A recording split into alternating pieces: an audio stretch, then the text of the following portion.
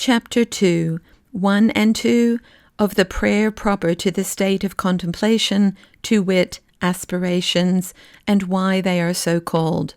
3. Examples of aspirations. 4 through 10, agreement and difference between aspirations and other internal acts. 11 through 15, how a soul becomes ripe for aspirations and passes to them. 16 and 17, aspirations may be exercised in external business, and why.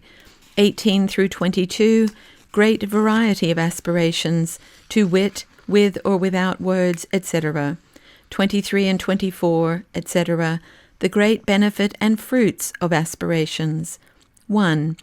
Internal prayer, proper to the state of active contemplation, consists of certain most purely spiritual operations of the will, longing and thirsting after God, and an union with Him in the supreme point of the Spirit, where His most proper dwelling is.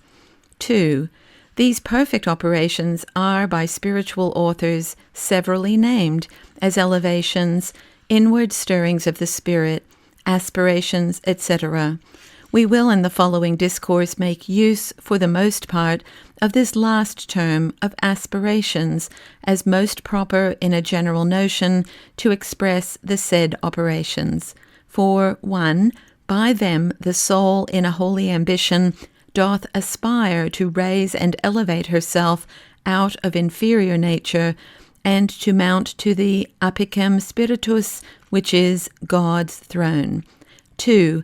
By them the soul, being inflamed with divine love, doth breathe forth her ardent affections to God, as the heart forces the lungs to send forth that air which they had formerly sucked in, that they may draw in fresher air to refrigerate it, so that in both there is a quick reciprocal motion of emptying and filling, of rising and falling, for after every aspiration there is a short descent, and then a mounting higher than before. 3. Because, as our outward breathing is an action, as it were, purely natural, performed without any labor at all, or so much as election, so a soul rooted in charity breathes forth these pure aspirations without any force used upon herself, they flowing from her freely, both as to the matter and manner of them, and in a sort naturally. 4. Because, as the motions made in breathing do not hinder, but rather advance all other motions and operations, so may aspirations be exercised during other ordinary employments without any prejudice to either, or without any considerable distraction, except they be such businesses that do require a special fixed attention of the mind with serious study. Now, in such employments, if they be imposed by necessity or obedience, the soul ought to quit her aspirations, and so doing she will gain as much by her obedience as she would by prayer. 3. Now, these aspirations are certain short and lively affections of the soul, by which she expresses a thirsty longing after God, such as these are: My God, when shall I love Thee alone? When shall I be united to Thee? Whom have I in heaven or earth but Thee alone? O that Thou wouldst live and reign alone in my soul! O my God, Thou alone sufficest me. Dost not Thou know, O my God, that I love Thee only? Let me be nothing, and be Thou all, O my God. O love, O infinite universal good, when shall I come and appear before the face of Thee, O my God? Let me love Thee only, and that is sufficient. When shall I die, that my God alone may live in me, etc. 4. Now, the same affections, such as these, that are used in the prayer of aspirations, may also be used, for as much as concerns the expression and sense of them, in the exercise of immediate acts, and even in meditation itself, but yet the manner by which the soul produces the said affections are, in many respects, different in perfect and imperfect souls, and the said aspirations are of a quite different nature from other forced immediate acts of the will. 5. For, first, such fervorous affections, tending directly and immediately to God, are the entire matter in the exercise of aspirations, whereas in immediate acts they are only now and then interlaced. But the ordinary matter of such acts is the doing or forbearing anything for God, as in acts of resignation, etc. 6. Secondly, in those immediate acts and affections in which there are no images of creatures involved, but which respect God immediately, he is represented by some distinct image or express notion in the mind, as by some special attribute, perfection, name, similitude, etc. But a soul, after a long practice of internal abstraction and renouncing of all representations of God, contents herself with such a confused notion of him as may be apprehended by an obscure general faith, that is to say, not simply and absolutely with no kind of image at all, for that is supposed inconsistent with the operations of the soul whilst it is in a mortal body, but not with a distinct, formal, chosen particular image, for all such offering themselves are rejected by perfect souls, so that if they were to give an account of what they conceive in their minds when they intend to think of God, all that they could say would be, God is nothing of all that I can say or think, but a being infinitely beyond it, and absolutely incomprehensible by a created understanding. He is what he is, and what himself only perfectly knows, and so I believe him to be, and as such I adore and love him only. I renounce all pretending to a distinct knowing of him, and content myself with such a blind believing. Now, though imperfect souls also, especially such as are learned, do acknowledge this negative apprehension of God to be only truly proper and perfect, yet, by reason that gross images are not yet chased out of their minds, they cannot, in their internal operations, proceed constantly according to such an acknowledgment. Such an obscure negative object will not ordinarily move their affections, whereas no other but such an object will move the affections of perfect souls. 7. Thirdly, proper aspirations in perfect souls have no precedent discourse at all, as acts have, at least virtually. Neither doth the will in aspirations intend to employ or make use of the understanding, for they are sudden elevations of the will without any previous motive or consideration. 8. Fourthly, immediate acts are not only produced with deliberation and choice, but ordinarily with some degree of force used upon the will.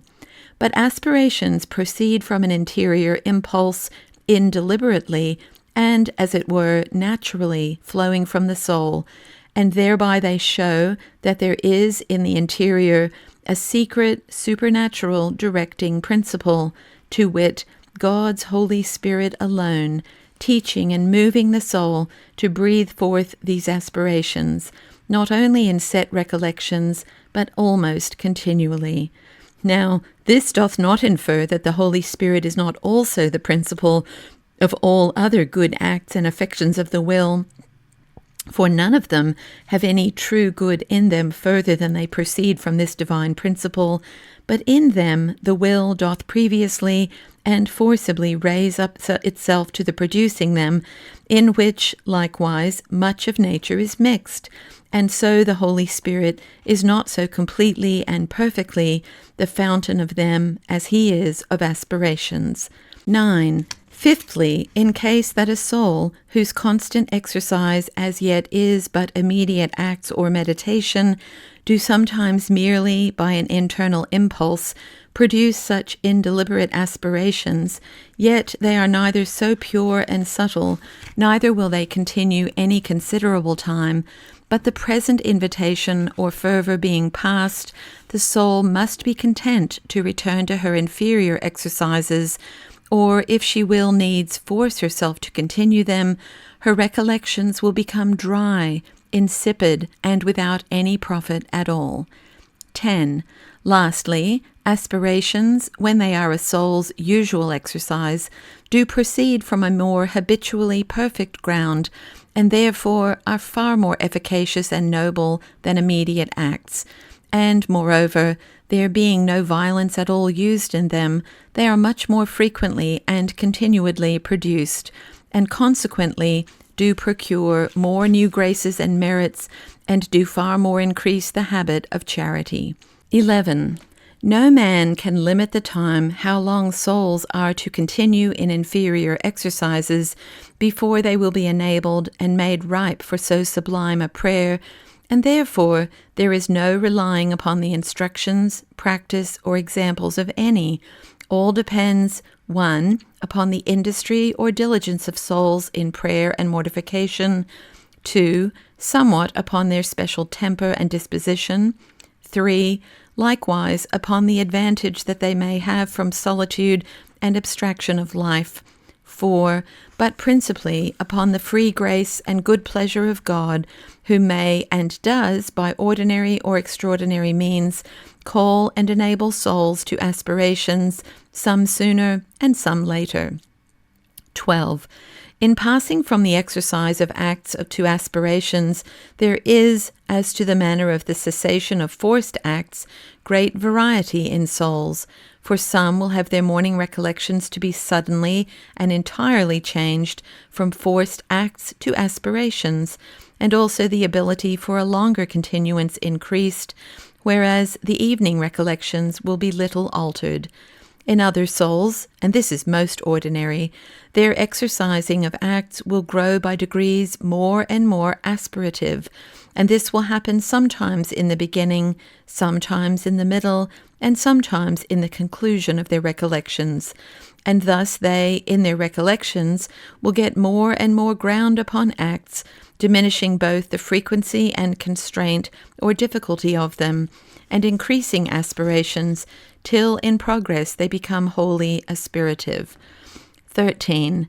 Some souls, whose exercise is acts mixed with aspirations, at their first coming to their recollections, yea, and till they have for some reasonable space exercised themselves, may happen to find themselves in perfect distraction, in which case, if they be called away by occasion of businesses of no great solicitude, they may find much profit by such interruptions, and be disposed thereby to return with much eagerness to their recollections, and with an enablement to exercise aspirations.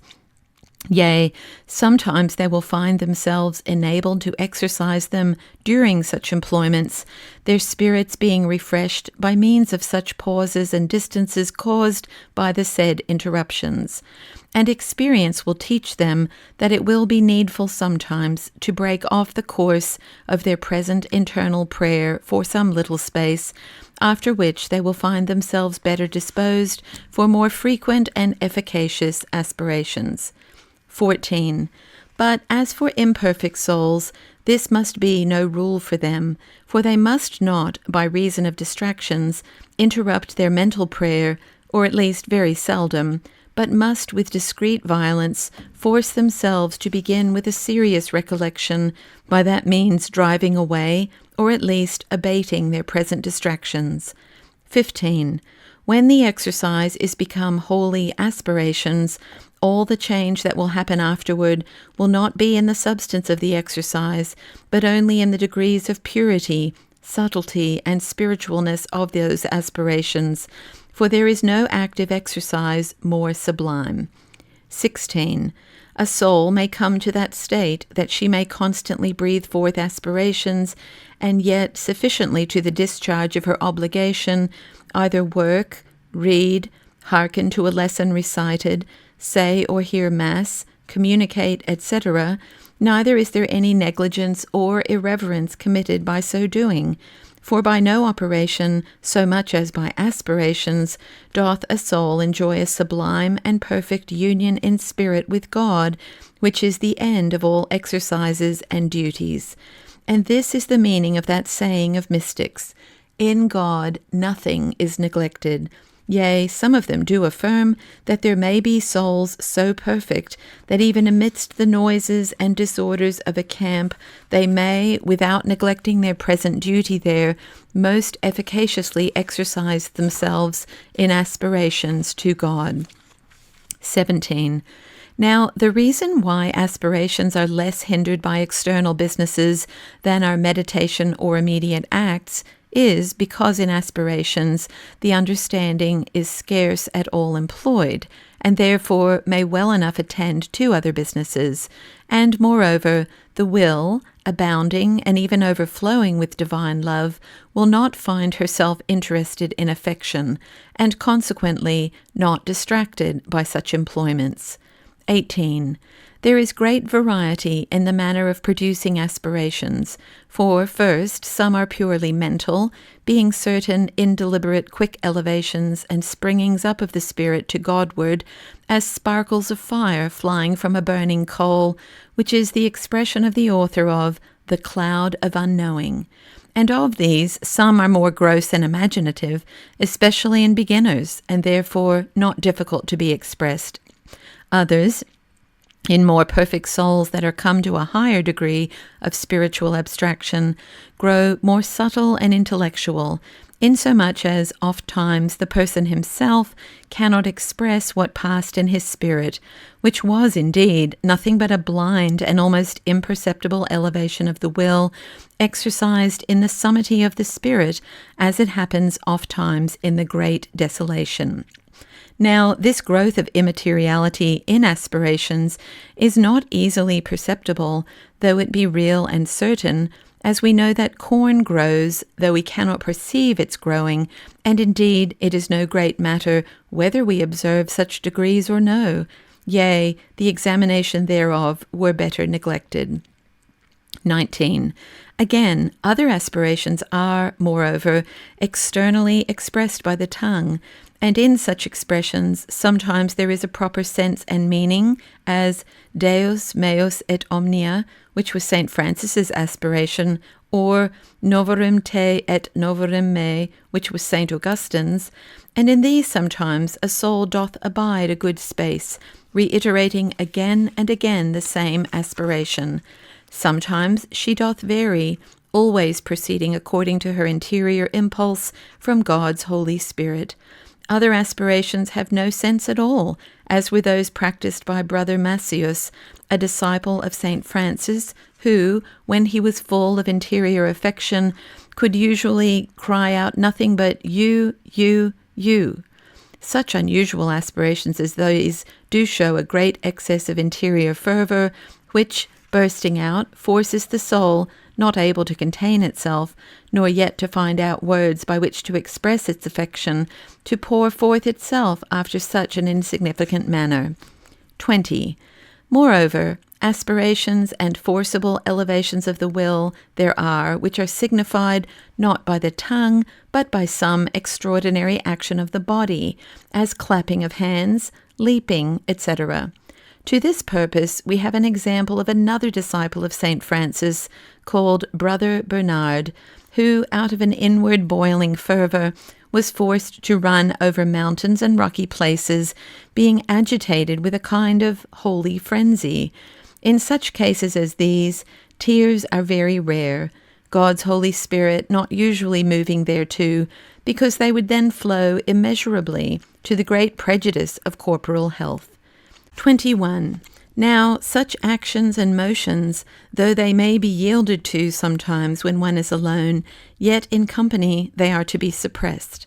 To which purpose Blosius gives this good instruction out of Thallerus, that albeit these things be good, as flowing from a divine principle, yet they are not the things principally to be commended.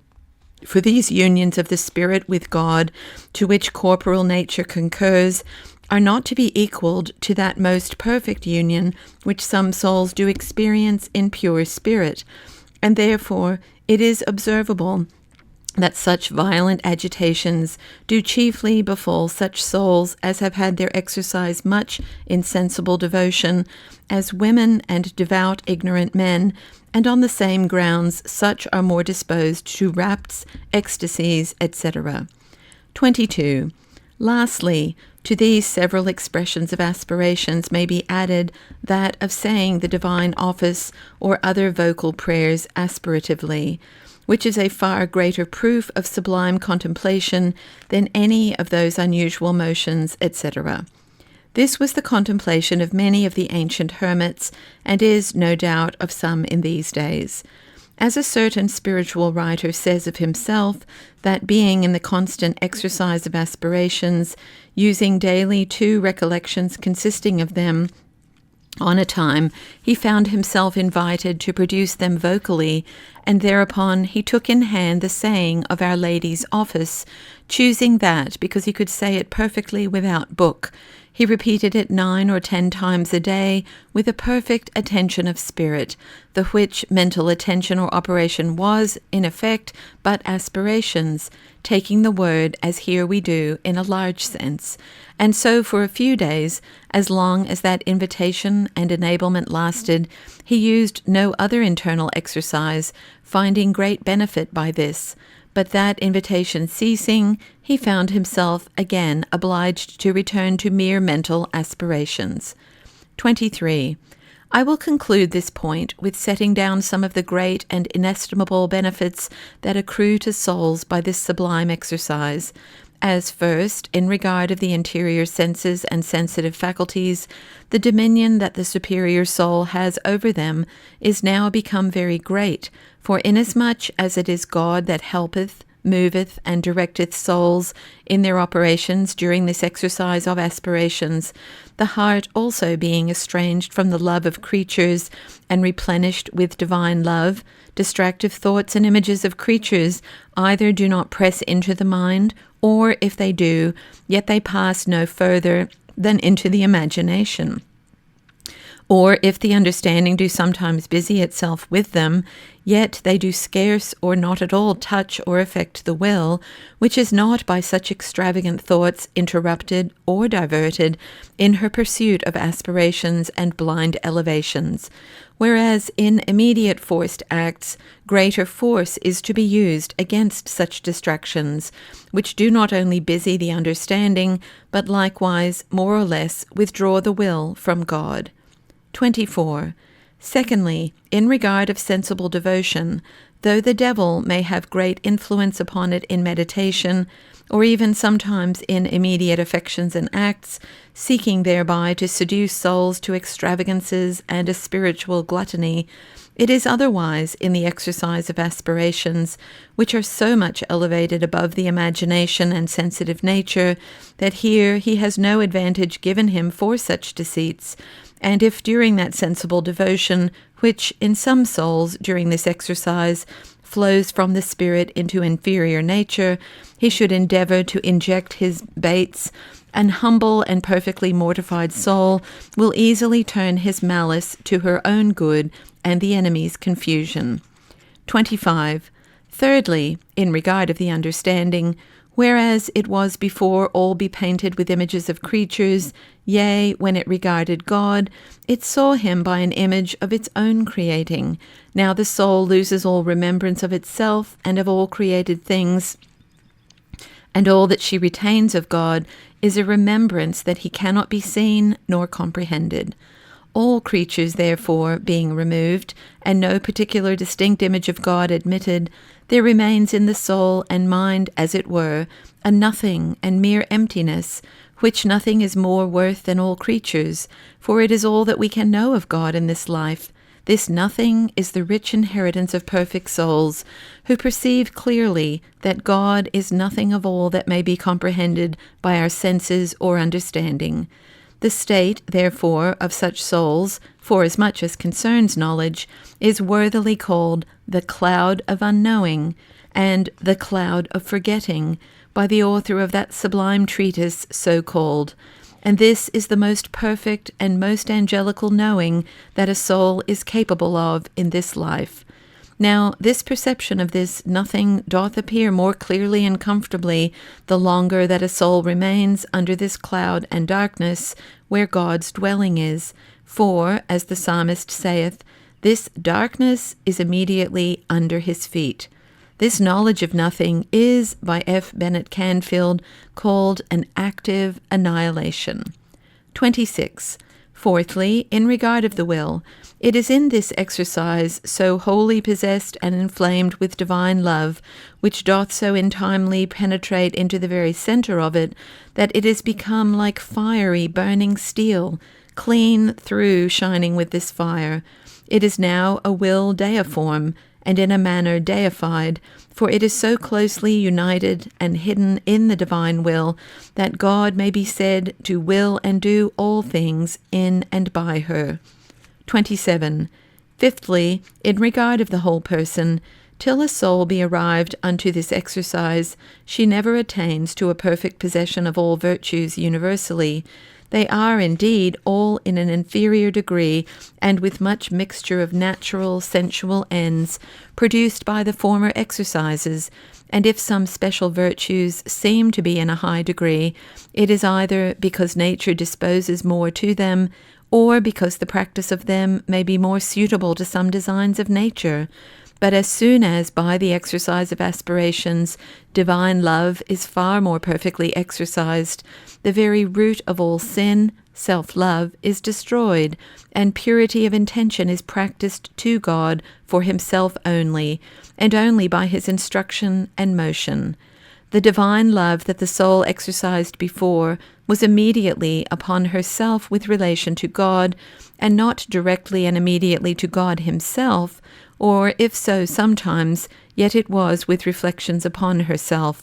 But in aspirations she exercises love only to God himself without reflections, which cannot be exercised but by souls perfectly mortified, being the highest mystic contemplation possible to be exercised in this life.